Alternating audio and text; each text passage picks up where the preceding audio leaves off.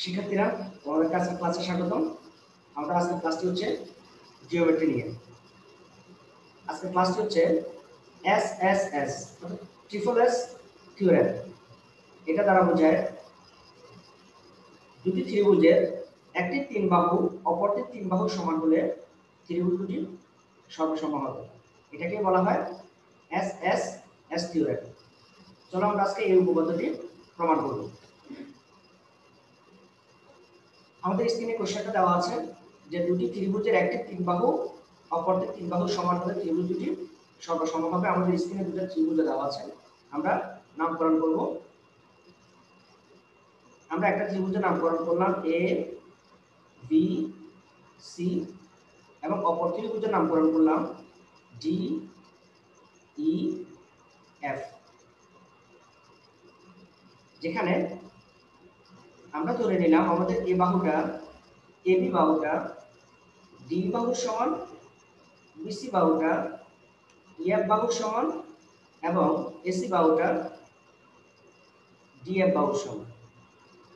তাহলে আমরা যদি আমাদের বিশেষ নির্বাচনটা লিখি, বিশেষ নির্বাচন,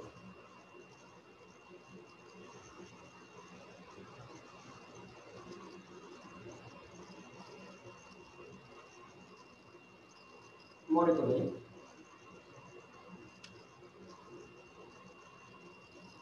ত্রিভুজ এবিসি ও ত্রিভুজ ডিইএফ এ এবি সমান ডিই, বিসি সমান ইএফ এবং এসি সমান ডিএফ। প্রমাণ করতে হবে যে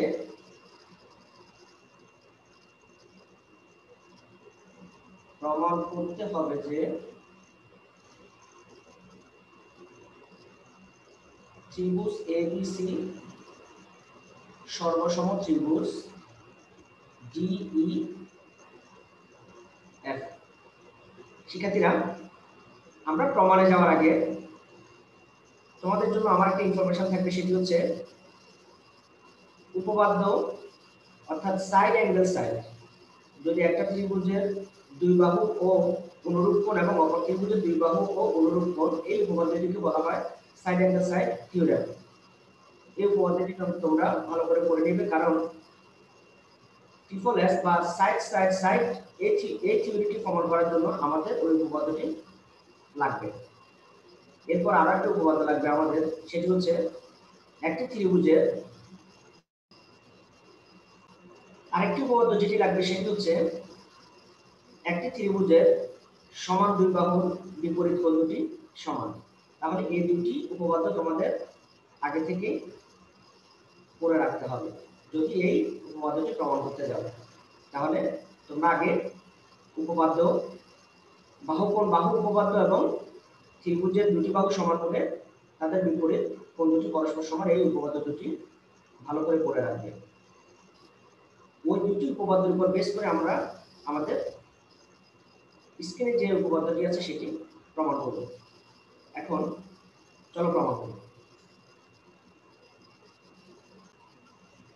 শিক্ষার্থীরা, ধরা যাক আমাদের এবিসি ত্রিভুজটাকে আমরা ডিইএফ এর উপর উল্টা করে স্থাপন করব। অর্থাৎ বিসি এর যে পাশে এ বিন্দু আছে, এই বিন্দুটা যাতে ইএফ যেদিকে আছে তার বিপরীত পাশে পড়ে। তাহলে আমরা যদি এটাকে উল্টো করে বসাই, ধরো আমরা ত্রিভুজ এবিসি কে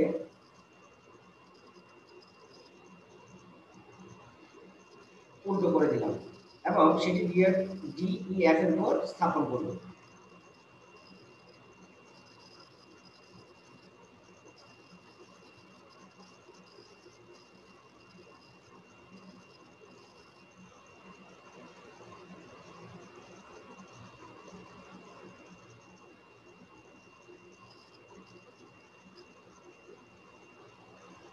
স্থাপন করলাম। তাহলে ধরা যাক আমাদের এবিসি ত্রিভুজের নতুন অবস্থান হচ্ছে ইজি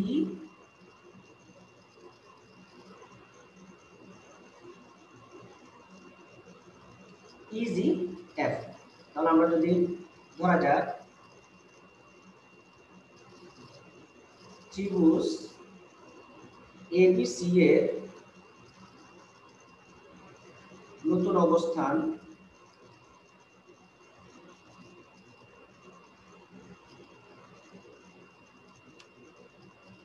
ত্রিভুজ ই জি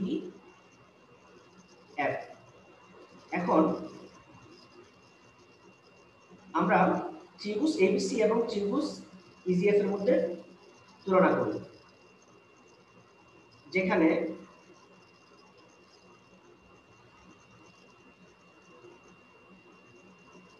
এবি সমান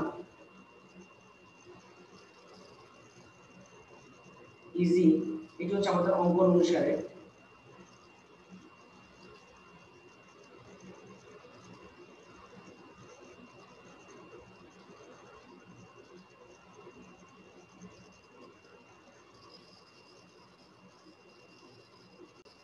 এবং একন সমান দ্বিকোণ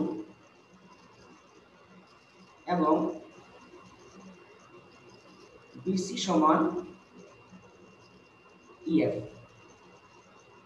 এটি হচ্ছে প্রশ্ন মতে, এটি আমাদের প্রশ্নের মধ্যে দেওয়া আছে, যে আমরা লিখেছিলাম এই যে বিসি সমান ইএফ আর একন সমান দ্বিকোণ হচ্ছে আমাদের যেহেতু নতুন অবস্থান অঙ্কন অনুসারে,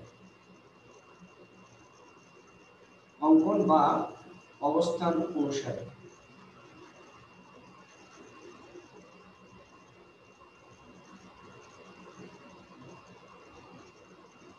তাহলে আমরা যদি এখন বাহু কোণ বাহু উপপাদ্য প্রয়োগ করি, এখানে একটা বাহু আছে, এখানে একটা বাহু আছে, এখানে একটা কোণ আছে, অর্থাৎ দুটি ত্রিভুজের কোণ এবং বাহুদ্বয় পরস্পর সমান হলে সেটাকে কি বলে?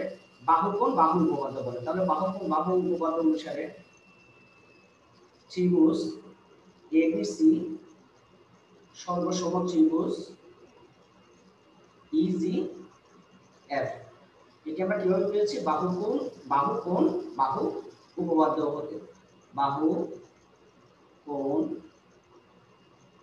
বাহু উপপাদ্য হতে।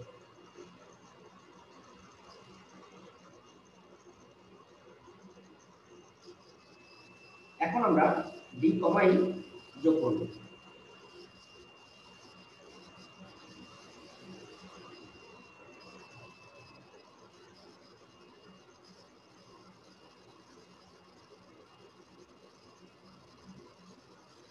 আমরা ডি কমা ই যোগ করলাম।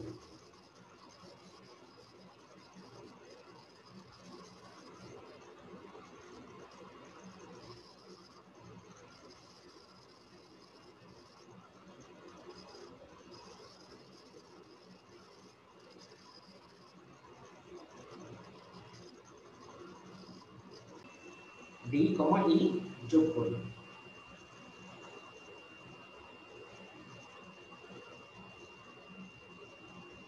সুতরাং ত্রিভুজ ইডিজি এ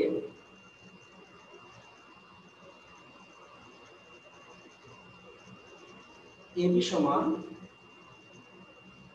ইজি এবং আমরা আমাদের প্রশ্ন দেওয়া ছিল এবি সমান ডি এবং এবি সমান ডি। সুতরাং আমরা লিখতে পারি যে ডিই সমান ইজি, অর্থাৎ আমাদের এবির মানটাও হচ্ছে ইজি এবং এখানে এবির মানটা হচ্ছে ডি। তাহলে আমরা লিখতে পারি ডি সমান ইজি।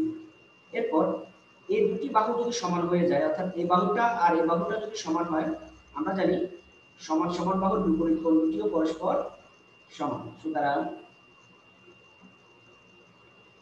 এই বাহুর বিপরীত কোণটি হচ্ছে এটি এবং এই বাহুর বিপরীত কোণটি হচ্ছে এটি।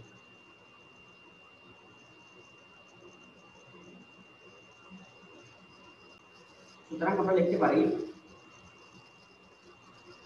ইডি দ্বিগুণ সমান ইজি দ্বিগুণ। এটার উপপাদ্যটা হচ্ছে সমান বাহুর বিপরীত কোণ দুটি পরস্পর সমান। সমান বাহুর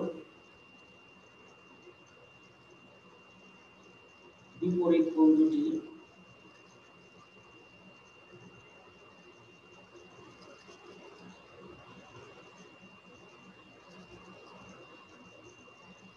পরস্পর সমান। অর্থাৎ আমাদের এ বাহু এবং এ বাহু সমান, এ বাহুটার বিপরীত কোণ হচ্ছে এ কোণ, অর্থাৎ এটি, এবং এ বাহুটার সমান এ বাহুটার বিপরীত কোণ হচ্ছে এই কোণ। এখন আমরা ইডিজি ত্রিভুজের মধ্যে দুইটি বাহু এবং দুটি কোণ সমান পেলাম। এখন আমরা ত্রিভুজ জিডিএফ কে নিয়ে কাজ করব।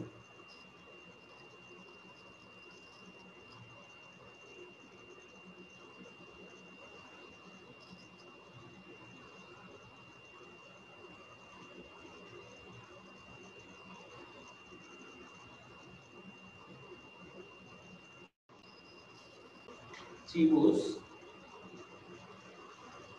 জিডিএফ এ এখন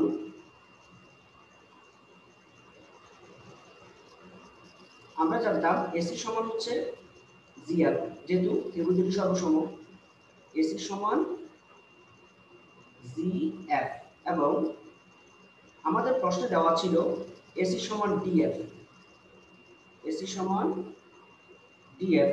তাহলে এসির মান হচ্ছে ডিএফ, এসির মান হচ্ছে জিএফ। আমরা লিখতেই পারি GF is equal to DF. যেহেতু দুটি বাহু সমান, তাহলে এই বাহু আর এই বাহু সমান, তাহলে এই বাহুর বিপরীত কোণ হবে এই কোণটা, এবং এই বাহুর বিপরীত কোণটা হবে এই কোণটা। তাহলে আবার আমরা লিখতে পারি, সুতরাং এফ ডি জি কোণ সমান এফ জি ডি কোণ। সুতরাং এই দুটি কোণ মিলে এই কোণ এবং এই কোণ, যেহেতু এই কোণ এবং এই কোণ সমান, এবং এই কোণ এবং এই কোণ সমান, তাহলে আমরা লিখতেই পারি সুতরাং ডি কোণ সমান, অর্থাৎ আমরা যদি যোগ করতাম ই ডি জি কোণ প্লাস এফ ডি জি কোণ সমান ই জি ডি কোণ প্লাস এফ জি ডি কোণ। তাহলে এই দুটি কোণ মিলে কি হয়, এই দুটি কোণ মিলে হয় পুরা কোণটা, যেটাকে বলা হয় জি কোণ, ইকুয়াল টু হয় এই দুটা কোণ মিলে হয় পুরা কোণটা, সেটাকে বলা হয় ডি কোণ।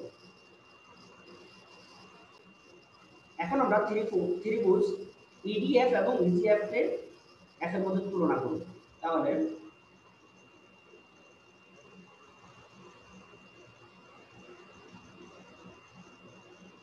ত্রিভুজ ইডিএফ ও ত্রিভুজ ইজিএফ এ আমরা লিখতেই পারি ডি কোণ সমান জি কোণ। কিছুক্ষণ আগে আমরা প্রমাণ করেছিলাম। এরপর আমরা লিখতে পারি ডিপি সমান ইজি, ডিপি সমান ইজি। এরপর ইএফ এবং ইএফ দুটো ত্রিভুজের জন্য একই ভাবে ইএফ সমান ইএফ সাধারণ পদ।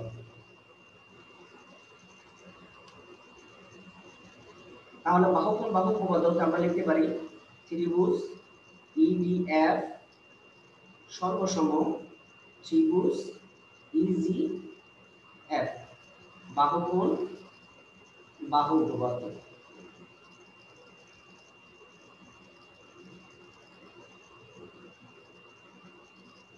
এখন আমরা পেয়ে গেলাম আমাদের ত্রিভুজ ইডিএফ এবং ত্রিভুজ ইজিএফ সর্বসম।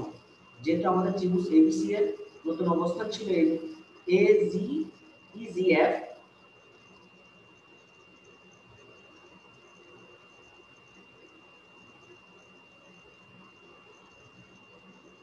যেহেতু ত্রিভুজ এবিসি সর্বসম ত্রিভুজ ইজিএফ এবং ত্রিভুজ ডিইএফ সর্বসম ত্রিভুজ ইজিএফ, তাহলে আমরা লিখতেই পারি সুতরাং ত্রিভুজ এবিসি সর্বসম ত্রিভুজ ডিইএফ প্রমাণিত।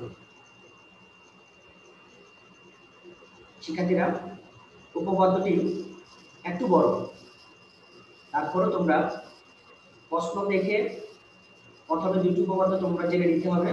আমি আগেই বলেছিলাম যে একটা হচ্ছে বাহু কোণ বাহু উপপাদ্য, আর একটা হচ্ছে একটা ত্রিভুজের দুটি বাহু সমান হলে বিপরীত কোণ দুটি পরস্পর সমান হয়। তারপর ধাপে ধাপে তোমরা প্রমাণ করবে। আশা করি কয়েকবার যদি তোমরা প্র্যাকটিস করো তোমরা ভালো পারবে। ভালো থাকবে। আল্লাহ হাফেজ।